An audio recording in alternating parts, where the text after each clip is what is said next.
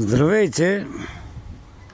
Вчера около 18 тук пред заведението стана един огромен бой между роми, може би 40 човека. Нещо, което беше страшно грозно и имаше удрени деца, имаше удрени ритани хора по улицата и така нататък. Това е заведението. Нали, тук отзаде зад мене дойдоха да се крият разни жени и да се молят за помощ. Други отидаха в гората, взеха коло и да се бият. Имаше бити деца. Даже едното помислях, че ще умре, защото се удари главата в бордюра. Нещо страшно беше. Една майка се хвърли бебето на асфалта тук и един го взе, не знам какво стана.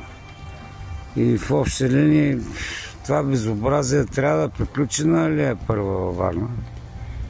Не може така тия фракции там ромски да се бият тук на първа алея и чужденци и граждани от плажа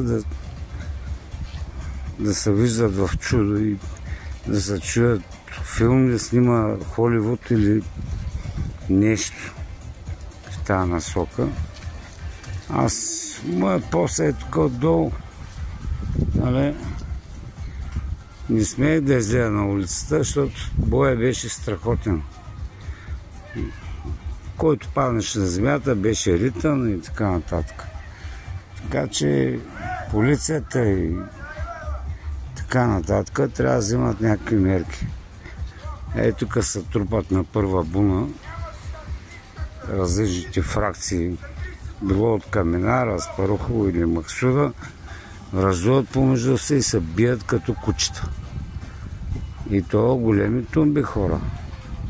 Казвам, вчера имаше около 40 човека, които се биха жестоко.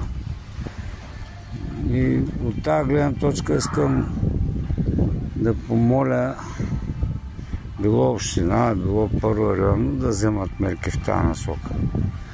Не може така да се излагаме във Варна, тук да се бият като идиоти. Това е, което мога да кажа.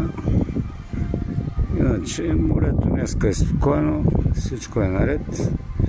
Аз съм си на поста и това е. До чуване и усмивки.